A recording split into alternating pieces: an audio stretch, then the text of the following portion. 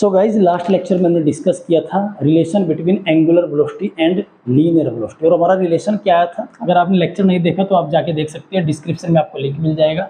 हमारा रिलेशन बना था guys v is equal to omega cross vector r।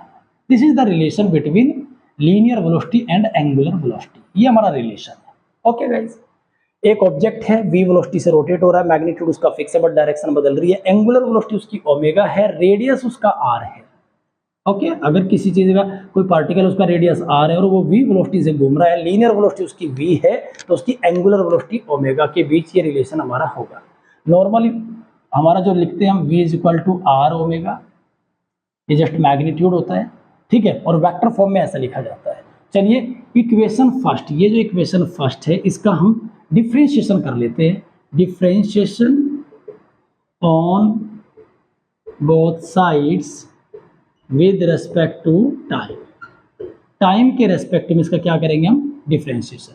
तो d upon D T vector v is equal to d upon D T omega cross vector r। r तो constant है भाई, मेरा radius तो बदलेगा ही नहीं, रेडियस तो मेरा फिक्स है, ठीक है। बस क्या बदलेगा, एंगुलर वेलोसिटी चेंज हो सकती है हमारी, ठीक है। सो dv अपॉन dt क्या हो जाएगा, acceleration a। Vector a is equal to vector r को यहीं पे रखेंगे, d ओमेगा अपॉन dt बन जाएगा हमारा angular acceleration, rate of change of angular velocity. तो क्या कहलाता है, angular acceleration alpha, alpha cross vector r। तो ये तो हो गया हमारा वेक्टर फॉर्म में relation between angular acceleration and linear acceleration. Angular acceleration क्या होता है, अलोंग द एक्सिस जिसकी डायरेक्शन होती है, और लीनियर एक्सेलरेशन की डायरेक्शन वेलोसिटी के अकॉर्डिंग होती है। अगर मेरा एक्सेलरेशन इस ओर है, लीनियर एक्सेलरेशन a इधर है, तो स्पीड बढ़ेगी, ओके, स्पीड बढ़ती जाएगी। और अगर एक्सेलरेशन मेरा इधर ना होके लीनियर एक्सेलरेशन मेरा वेलोसिटी के अपोजिट हो गया, तो इस केस में स्लो डाउन होता जाएगा सर्कुलर मोशन।